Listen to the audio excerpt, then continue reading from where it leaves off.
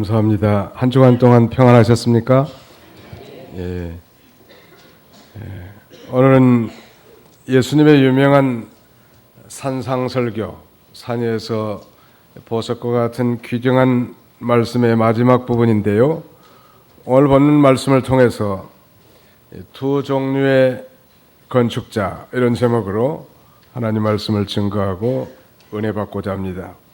예수님께서는 이 두 건축자의 비유를 통해서 구원받은 성도들이 실제로 어떤 삶을 선택하면서 살아야 할 것인가, 이런 이 중대한 선택에 대한 도전을 우리에게 주고 있습니다.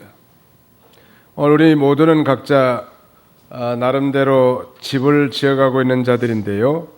새해를 맞이해서 그렇다면 우리는 과연 어떤 건축자가 되어야 할까요? 두 종류의 건축자, 여러분 과연 어떤 건축자가 되기를 원하십니까?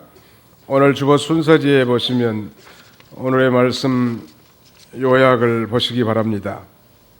새해를 맞이해서 우리는 과연 어떤 건축자가 되어야 할까요? 우리 한번 따라서 봅시다. 슬기로운 건축자, 반석 위에 집을 지음, 비홍수 바람에도 집이 무너지지 않음, 어리석은 건축자, 모래 위에 집을 지음, 비홍수 바람에 무너짐. 예, 오늘 여기 슬기로운 건축자와 어리석은 건축자, 이 대조를 통해서 오늘 새해 벽두에 우리가 이 슬기로운 건축자가 다 되시기를 바랍니다. 예수님의 아버지 요셉은 직업이 목수였습니다. 그러니까 예수님도 아버지 요셉을 따라 이 목수의 일을 도우게 된 거죠. 그러므로 이 두 종류의 건축자에 관한 말씀에 대해서 예수님은 이 집을 짓는 것에 대한 명백한 이해를 갖고 계신 것입니다. 성경에는 세우다, 짓다, 건축하다, 이런 다양한 표현들이 많이 있는데요. 가령 유다서 1장 20절에 보면 사랑하는 자들은 너희는 지극히 거룩한 믿음 위에 자기를 건축하며 그랬고, 사도행전 20장 32절에 보니까 지금 내가 너희를 주와 및 그 은혜의 말씀에 부탁하오니 그 말씀이 너희를 능히 든든히 세우사 그랬습니다. 골로새 2장 6절에는 그러므로 너희가 예수 그리스도를 주로 받았으니 그 안에 생하되 그 안에 뿌리를 박으며 세움을 입어, 뿌리를 박고 세움을 입는다는 것. 오늘 우리 그리스도인들은 모두 다 이 집을 건축하고 세우는 이 건축자처럼 구원받은 이후에 우리 자신들은 이 예수 그리스도의 형상을 닮아가고 또 그리스도의 신앙 인격을 건설하고 자신의 구원을 이뤄나가는 이 과정에 있습니다. 그리고 마침내 천국에 가는 그날까지 하나님의 은혜를 따라 이 반석 위에 집을 지은 것처럼 자신을 건축해 나가는 거예요. 신앙의 인격을 건설해 나가 예수 그리스도의 형상을 닮아 나가는 것입니다. 언제 완성이 될까요? 이 개인의 종말이나 예수 그리스도의 재림 시에 그 공사, 건축 공사는 완성될 것입니다. 그럼 우리는 지금 건축 중에 있다는 것. 영어로 표현하자면 We are under construction.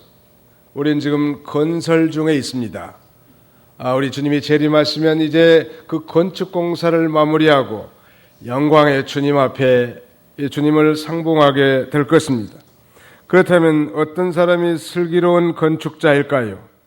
오늘 본문에 보면 단순히 예수님의 말씀을 듣는데 그치지 않고 그 말씀의 의미를 깊이 깨달아서 그 말씀대로 행하는 자가 슬기로운 건축자라고 성경은 가르치고 있습니다. 거기 한번 읽어주시기 바랍니다. 24절입니다. 그러므로 누구든지 나의 이 말을 듣고 그것을 행하는 자는 자기 집을 반석 위에 지은 슬기로운 자와 같을 것이다. 예, 누구든지 나의 이 말을 듣고, 즉 예수님의 말씀을 첫째는 듣는 게 중요해요. 그 다음에는 그것을 행하는 자. 이런 사람은 바로 자기 집을 반석 위에 지은 슬기로운 자와 같다는 것입니다. 여러분, 반석 위에 집을 지은 것은 어딘가 모르게 좀 견고한 의미가 있지 않습니까? 그 반대를 한번 상상해 보십시오. 사상 누각이라고 할까요? 모래 위에 건설된 집이라고 하면 오늘 본문에 있는 대로 비가 내리고 홍수가 나고 바람이 분다면 영락없이 그 집이 무너질 수밖에 없지 않겠습니까? 우리 성남의 고개 넘어서 산성역을 막 건너자마자 저 멀리 보이는 이 잠실벌에 우뚝 선 이 잠실 제2 롯데월드 빌딩을 볼 수 있을 거예요. 마치 신할 평지의 바벨탑과 같이 아주 우뚝 서 있는 이 123층의 건물이 과연 어떻게 지탱할 수 있을까? 대단한 거 아니에요? 세계 최대 마철루는 162층 높이의 아랍에미레이트 두바이에 있는 소위 버즈 칼리파라고 하는 이 빌딩인데요. 이 버즈란 말은 탑이란 뜻이고 칼리파는 왕의 이름을 가리킨다고 합니다. 그러니까 이 칼리파의 탑이라고 할 수 있는데 이 건축물, 즉 162층을 짓는데 이거 높이만 해도 자그만치 828m라고 합니다. 공사 기간이 무려 5년이 소요되고 40억 달러가 되는 엄청난 공사비가 소요된 건물이죠. 특이한 건 우리나라의 삼성 건설이 주 계약자가 돼가지고 지었다는 거예요. 근데 문제는 이 빌딩의 이 건물 전체 무게가 약 50만 톤이라고 하는데 어떻게 이 엄청난 무게를 지탱할 수 있겠는가? 그것은 바로 기초가 든든하게 세워졌기 때문인 것입니다. 그 기초, 소위 파운데이션의 재원을 보니까 지름이 1.5m고 길이가 43m의 콘크리트 파일, 콘크리트 기둥을 190개 정도를 받고 그 위에다가 3.7m의 매트 모양의 콘크리트를 3개층으로 포겠다고 합니다. 우리가 가히 상상할 수 없는 일인데 그런 튼튼한 기초 위에 이 엄청난 빌딩이 세워졌기 때문에 든든한 것입니다.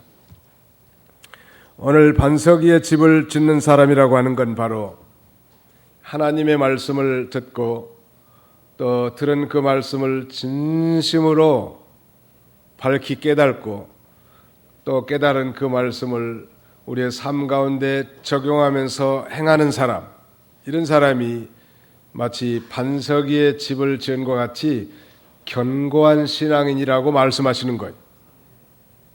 우리 목회자들의 공통된 관심이 있다면 우리 교우들이 모두가 다 하나님의 말씀에 뿌리를 내리고 그 다음에는 그 말씀을 듣고 깨달아서 그 말씀에 견고하게 서기를 다 원할 거예요. 많은 사람들이 교회에 와서 하나님 앞에 예배드리지만 여전히 신앙의 대상만 달리한 채 소위 기복신앙, 다른 말로 하면 샤머니즘, 무속주의 그런 신앙을 가지고 대상만 바뀐 채 자신의 소원과 복을 비는 이런 안타까운 이 그리스도인들이 많이 있는 게 현실이란 말. 그러나 우리 주님이 진정으로 원하는 것은 하나님의 말씀을 듣고 깨달아서 열매 맺는 삶, 즉 그대로 행동하는 삶을 원하시는 것입니다. 우리는 새 벽두에 적어도 하나님 앞에 이런 삶을 살기로 결심하지 않습니까? 주님, 금년에는 제가 순종하지 못한 이런 말씀을 순종하는 성숙한 그리스도인들이 되기를 원합니다. 이런 결심을 우리 하나님이 기뻐하실 거예요. 물론 결심만으로 되는 건 아니지만 적어도 그런 결심을 가지고 하나님 앞에 도움을 호소한다고 하면 우리가 말씀의 사람, 아니 성경이 만든 사람, 그런 존재로 우리가 우뚝 서게 될 줄로 믿습니다. 거기 누가복음 6장 46절부터 48절까지 한번 읽어보세요. 누가복음 6장 46. 너희는 나에게 주님 주님 하면서 왜 내가 말한 것을 행하지 않느냐? 내게 와서 내 말을 듣고 그것을 행하는 자가 어떤 이와 같은지 내가 너희에게 보여주겠다. 그는 깊이 파고 반석 위에 기초를 놓고 집을 지은 사람과 같다. 홍수가 나서 급류가 그 집에 부딪혀도 흔들리지 않으니 그 집이 잘 지어졌기 때문이다. 그러나 듣고 행하지 않는 자는 기초 없이 흙 위에 집을 지은 사람과 같다. 급류가 그 집에 부딪히면 그 집은 곧 무너지니 그 무너짐이 매우 심할 것이다. 예, 내게 와서 내 말을 듣고 그것을 행하는 자가 어떤 이와 같은지 내가 너에게 보여주겠다. 그는 깊이 파고 반석 위에 기초를 놓고 집을 지은 사람과 같다. 깊이 파고 기초를 든든하게 한 다음에 거기다 집을 지은 사람은 어떤 사람인가? 주님의 말씀을 듣는 것으로 끝내는 것이 아니라 그 말씀을 경청하고 진심으로 깨달아서 그 깨달은 말씀을 자신의 삶 가운데 적용해서 사는 삶이란 말. 이런 사람이야말로 오늘 본문 25절에 보니까 비가 내리고 홍수가 나고 바람이 불어 그 집이 몰아쳐도 그 집은 무너지지 아니하였으니 그것이 반석 위에 세워졌기 때문이다. 이 홍수가 나서 급류가 그 집에 부딪혀도 결코 흔들리지 않는다는 말. 미국의 뉴욕에 가면 그 관광 코스 가운데 엠파이어 스테이트 빌딩 102층의 이 높은 건물을 방문하게 되는데요. 이 엠파이어 스테이트 빌딩은 그 기초를 1250자, 그러니까 375m를 팠다고 합니다. 언제 만들어졌는가 하면 1929년 미국의 이 대공황 당시에 지어진 건물이지만 오늘날도 아주 견고한 건물이에요. 102층으로 지은 것은 이 영국에서 신앙으로 말미암아 핍박받아서 신앙의 자유를 찾아 신대륙을 건너온 102명의 청결교도, 즉 청교도들을 기념해서 102층으로 지었다고 합니다. 그 건물이 든든한 것은 견고한 기초에 지어졌기 때문이라는, 일본 동경 대지진 당시에 그 지진 속에서도 무너지지 않는 빌딩이 하나 있었다고 합니다.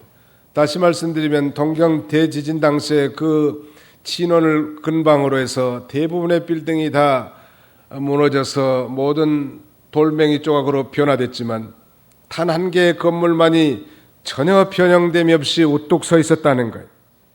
이 건물은 미국의 건축가 라이트라는 사람이 지은 빌딩인데, 이 사람이 처음 이 빌딩을 설계하고 지을 때 수많은 사람들이 이 사람의 디자인, 설계에 대해서 대단히 불평했다고 합니다. 왜냐하면 그의 설계대로 기초공사를 시행하면 너무나 많은 비용이 발생하기 때문이었습니다. 그래서 그 건물은 시작부터 많은 사람들의 비난을 받았지만 그 빌딩만이 그 큰 지진 속에서도 유일하게 견고하게 서 있을 수 있었던 것입니다. 사랑하는 성도 여러분, 오늘 저는 이 신년 새해 벽두에 우리 모든 상대원 가족들이 하나님의 말씀을 듣는데 그치지 아니하고 이제는 그 말씀을 곱씹고 깨달아서 그 말씀을 우리의 삶에 적용되는 성도님들이 다 되시기를 주님의 이름으로 축원합니다.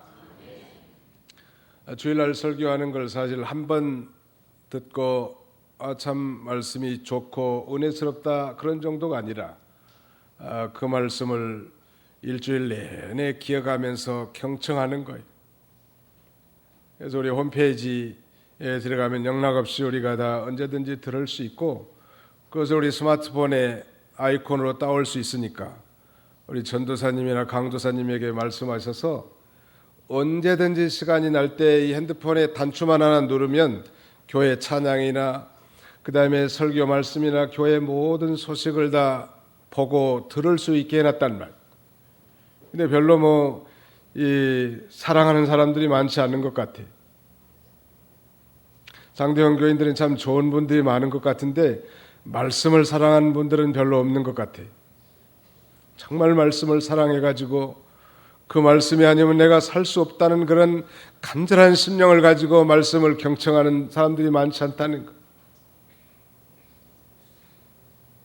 우리 새해 우리가 들은 말씀을 한 번 듣고 흘러떠내버리는 존재들이 아니라 들은 말씀을 말하자면 반추하는 거예요. 되새김질하는 거예요.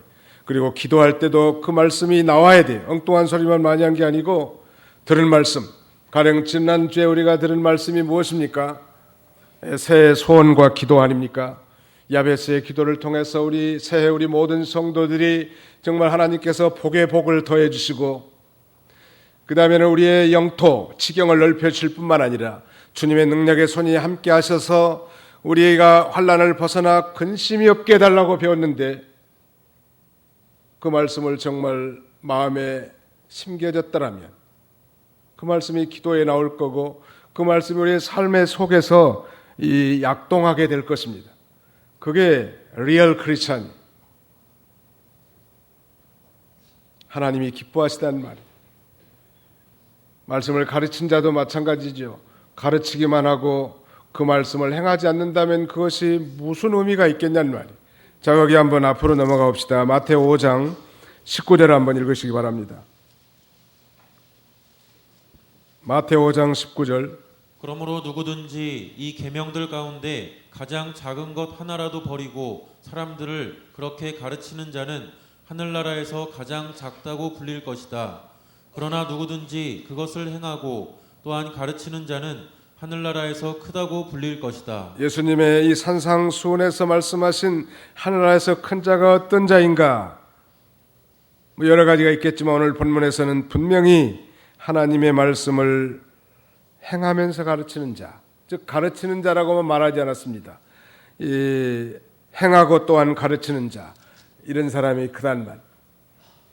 하나님의 말씀을 듣기만 하고 행하지 않는 자가 아니라 듣고 깨닫고 행하는 자, 이런 자가 반석 위에 집을 지은 자 같은 것입니다.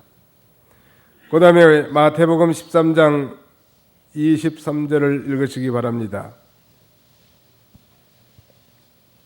좋은 땅에 뿌려진 씨앗은 이런 자이니 그는 말씀을 듣고 깨달아 열매를 맺는데 어떤 이는 100배, 어떤 이는 60배, 어떤 이는 30배를 맺는다. 예, 좋은 땅, 옥토에 뿌려진 씨앗은 이런 자이니 그는 말씀을 듣고 첫째가 듣는 거예요. 두 번째 깨달아, 두 번째는 깨닫는 것이고 세 번째는 열매를 맺는 것입니다. 듣고 깨닫고 열매를 맺는 거예요. 자, 이걸 자세히 설명해 본다면 듣지도 않는 걸 어떻게 깨달을 수가 있겠는가? 정말 들었다고 하면 밝히 깨닫게 되고 밝히 깨달은 진리의 말씀으로 말미암아 우리의 심령이 말할 수 없는 기쁨과 즐거움으로 가득 차게 되고 그 깨달은 진리의 말씀으로 말미암아 행함의 열매를 맺게 되는 것입니다. 성도가 그러므로 말씀을 진정으로 깨달은 사람이 행동하게 돼 있는 거예요.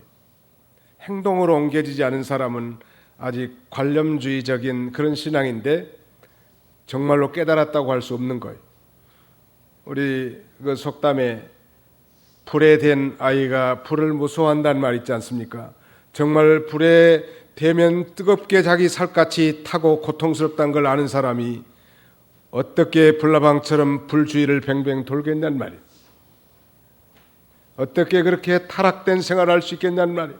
하나님이 살아계시고 그 심판이 불보듯 이 확실하게 깨달은 사람이 반복되는 그런 고질적인 죄악된 습관과 타락한 삶을 청산할 수밖에 없을 것입니다.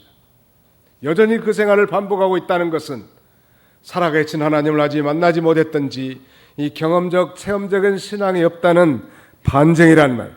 그러므로 그 말씀을 듣고 깨달아서 열매를 맺는 복된 새해가 되시기를 주님의 이름으로 축원합니다.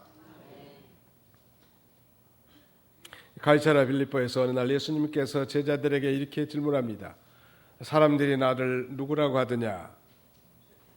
때로는 세례 요한이라고 하는 사람, 엘리야나 아니 에레미야나 다른 선지자들 중에 하나라고 하더이다.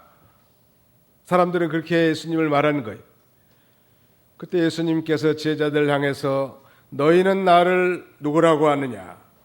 이 질문에 대해서 시몬 베드로가 그렇게 용감하게 대답합니다. 주는 그리스도시요 살아계신 하나님의 아들이시니이다. 이렇게 예수 그리스도에 대해서 밝히 복음을 깨달은 시몬에 대해서 예수님이 칭찬하십니다. 봐 요나 시몬아, 요나의 아들 시몬아, 내가 복이 있도다. 이를 내게 알게 하는 이는 혈육이 아니요 하늘에 계신 내 아버지시니라. 내가 이 반석 위에 교회를 세우리니 음부의 권세가 무너뜨리지 못하게 할 것이다 라고 말씀하는 거예요. 다시 말씀드리면 베드로가 깨달은 그 진리를 반석이라고 말씀하셨습니다. 오늘날 천주교처럼 무슨 베드로의 후계자가 교황이고 교황 아래 교회가 세워진 것이 아니라 성경은 분명히 베드로가 깨달은 진리 위에 교회가 세워질 때 음부의 권세, 마귀가 찬탈하지 못하는 것입니다. 우리 개인적으로도 마찬가지 아닙니까? 우리가 정말 말씀에 든든히 서 있다고 하면, 아니 믿음에 굳게 서 있다고 하면 마귀가 건들지 못하는 것. 어린아이들은 흔들거리는 수양 버들나무를 가지고 놀긴 하지만 흔들리지 않는 전봇대를 가지고 노는 아이들은 없단 말이에요. 마귀가 한번 흔들어 보는 거예요. 이 말씀에 굳게 서 있는 사람 건들 수 없어요. 베드로는 후에 예수 그리스도의 십자가를 지는 것을 만류하기도 하고 연약한 여종 앞에 예수님을 모른다고 부정하기도 한 그런 연약한 모습이 보였지만 성령을 받은 후에 자신이 확실하게 깨달은 복음 진리를 전파하다가 결국 십자가에 거꾸로 매달려 순교당하는 장엄한 순교의 대열에 참여하는 것은 그가 바로 밝히 깨달은 진리 때문에 그런 거예요. 믿으시기 바랍니다. 그의 신앙이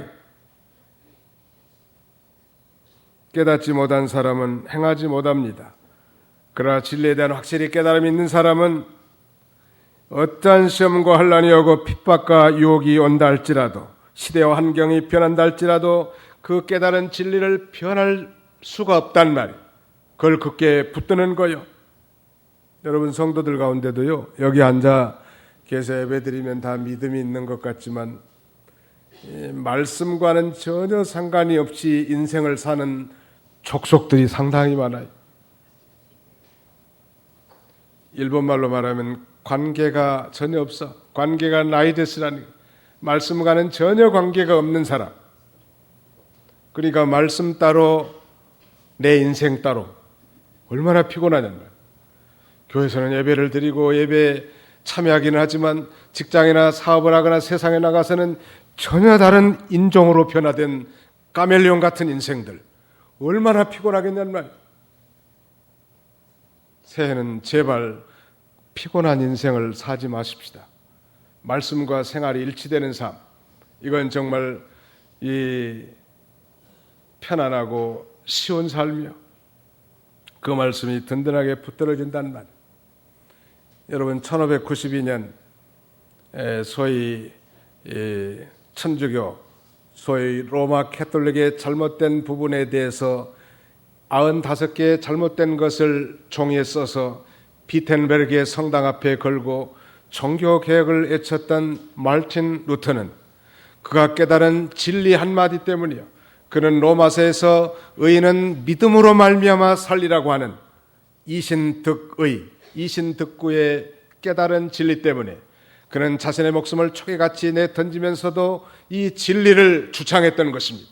어떤 환난과 시험과 역경과 고난 가운데서도 이 깨달은 진리가 그를 견고하게 붙잡아 주신 거예요.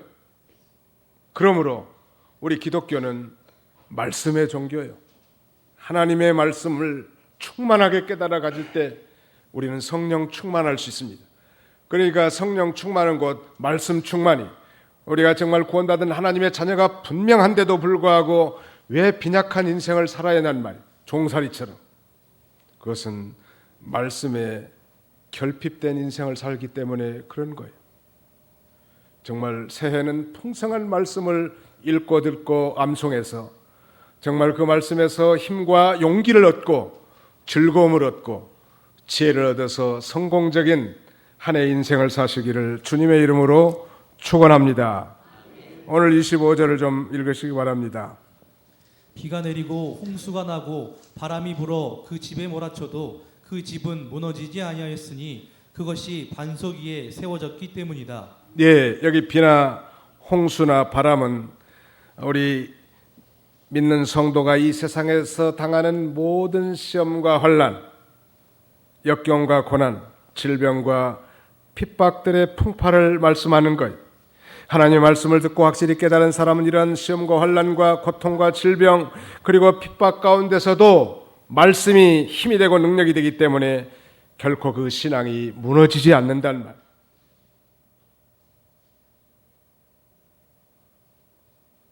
천주교인들 가운데는 굉장히 경건한 신자들이 많이 있습니다. 그런데 중요한 것은 저들은 굉장한 그 의식에 출중하기 때문에 말씀이 빈약하단 말. 그래서 정말 인생에게 어려운 비가 내리고 오늘 본문에 있는 것처럼 홍수가 나고 바람이 불어오면 너무너무 쉽게 넘어지는 이유는 그는 말씀에 뿌리를 내리지 않고 의식에 충실했기 때문에 그런 거예요. 여러분, 의식과 율법 그리고 어떤 형태의 이 제도가 우리를 든든하게 세워주는 것이 아니라 성령으로 기록된 하나님의 말씀이 우리를 든든하게 세워준 줄 믿으시기 바랍니다. 그래서 자꾸 듣는 거예요. 저는 제가 한 설교라도 오늘 이 설교가 우리 녹화가 다 돼가지고 전 세계로 방영이 됩니다. 그러나 저는 매일 아침 제가 한 설교를 이제 새벽기도 끝나고 나가면서 들어요. 내가 한 설교라도 제가 또 은혜를 받는 거예요. 하나님의 말씀은 성령으로 기록된 하나님의 말씀이고 또 성령으로 전파될 때 능력의 말씀이 된단 말이에요. 이게 자꾸 하나님의 말씀을 듣고 깨달아야 그 깨달은 말씀을 통해서 우리에게 기쁨이 생기는 거예요. 기쁨이 생기니까 이제 행동으로 옮기고 싶어지는 거예요. 아, 내가 말씀대로 한번 살아봐야지. 새해는 내가 주일을 온전히 성수하고 또 11조 생활을 온전히 감당하고 내가 지금까지는 제사를 지냈지만 제사를 끊고 살아계신 하나님만 섬겨야지. 그런 결심이 들어오는 거예요. 누가 시켜서가 아니라 자발적으로 본능적으로 들어와요. 그래서 그 말씀을 순종해서 나가면 이제 말씀의 사람이 되는 거예요. 이런 말씀의 사람이 될 때 세상이 감당할 수 없는 거예요. 진짜 다이아몬드와 가짜 다이아몬드를 구별하는 방법 중에 수중 감별법이라는 것이 있다고 합니다. 그건 진짜 가짜 다이아몬드를 물속에 집어넣으면 인조 다이아 반지는 빛이 사라지고 진짜 다이아몬드는 물속에서도 빛을 발한다고 합니다. 다이아 반지 끼신 분들 오늘 집에 가가지고 한번 시험해 보라고. 우리 남편이 선물해 준 게 이게 진짠가 가짠가. 만약에 가짜라면 수상하다고.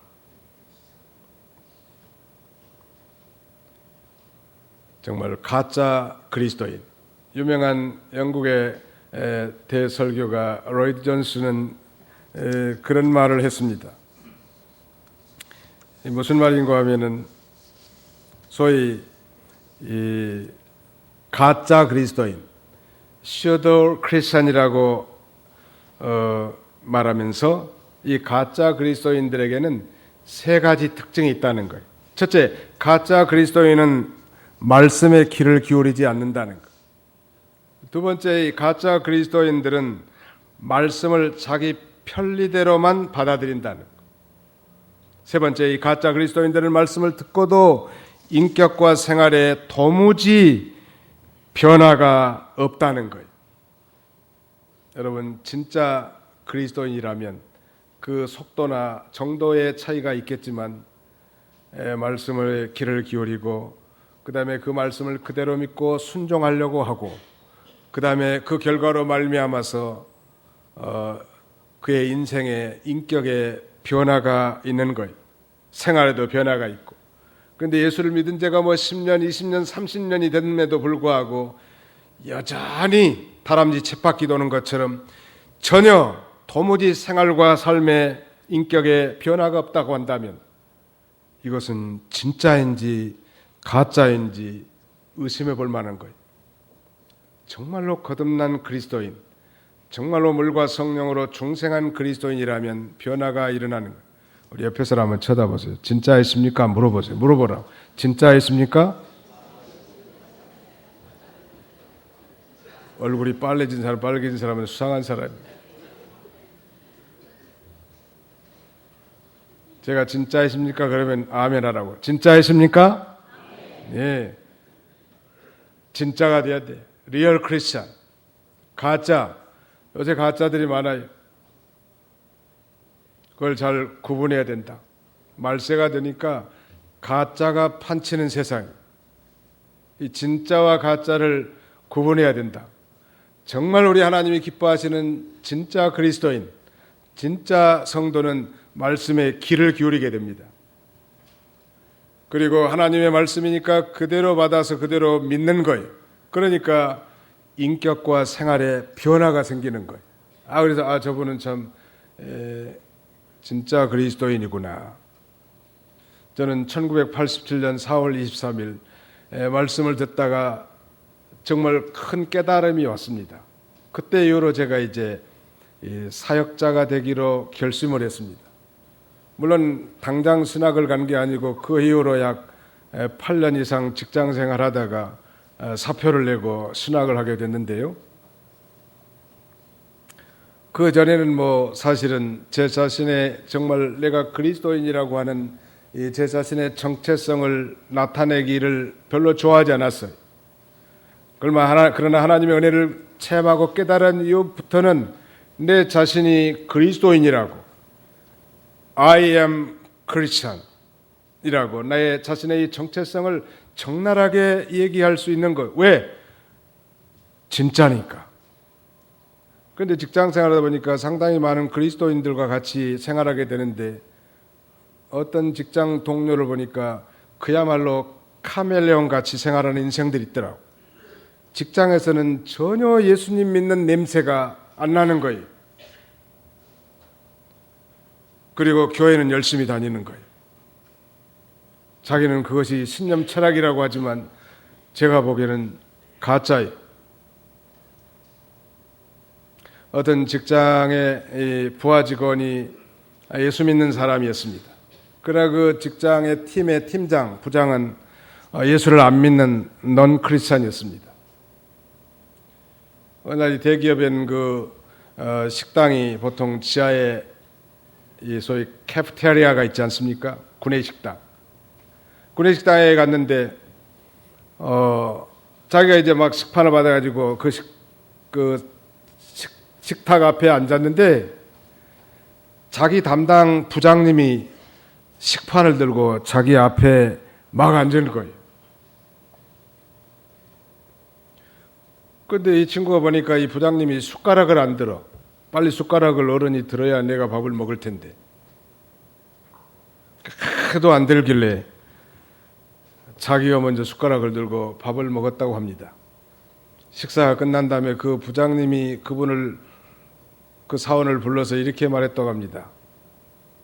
여보게, 나는 자네가 교회 다닌다고 해서 교회 다니는 친구들은 밥 먹기 전에 반드시 기도한 줄 알고 자네가 기도하기를 기다렸는데 기도하지 않아서 많이 섭섭했네.